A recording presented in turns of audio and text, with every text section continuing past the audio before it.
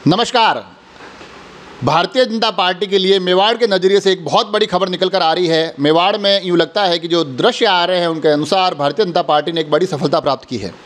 जी हाँ, उदयलाल डांगी जो गत चुनाव भारतीय जनता पार्टी से नाराज होकर आरएलपी के खेमे में गए थे और वहाँ से उपचुनाव वल्लभनगर में दावेदारी की, दूसरे स्थान पर रहे, आज वो पुनः एक बार भारतीय जनता पार्टी के हो चुके हैं। ये अपने आप में बड़ी सफलता इसलिए भी कही जा रही है क्योंकि जिस समाज से वो आते हैं उस डांगी समाज का मावली वल्लभनगर सहित आसपास की कुछ सीटों पर काफ़ी अच्छा प्रभाव है।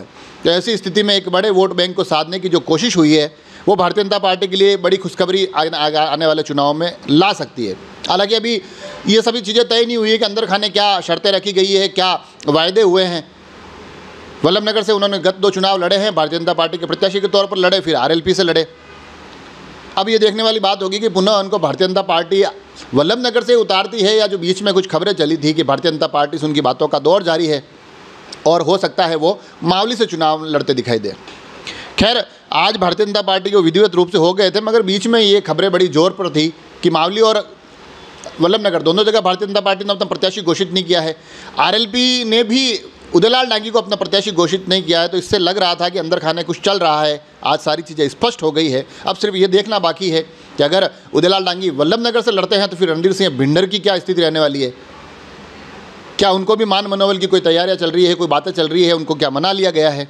और अगर यह भी देखने वाली बात होगी कि अगर वो मावली आकर चुनाव लड़ते हैं तो फिर वल्लभनगर पर भारतीय जनता पार्टी का चेहरा कौन दिखाई देगा। कुल मिलाकर एक बड़ी सफलता भारतीय जनता पार्टी के लिए कही जा सकती है और यहाँ से अब थोड़ा थोड़ा लगने लगा है कि भारतीय जनता पार्टी जो एक चित्तौड़ में बड़ी गहमा गहमी और घमासान के बीच प्रदेश अध्यक्ष के लोकसभा क्षेत्र से एक खुशखबरी अब निकल कर आई है। उदयलाल डांगी भाजपा के हो चुके हैं। अब आगे आने वाले समय में उनकी क्या भूमिका तय होती है ये देखने वाली बात होगी, मगर मेवाड़ के लिहाज से ये एक बड़ी खबर है। जुड़े रहे राजसमंद एक्सप्रेस से। धन्यवाद।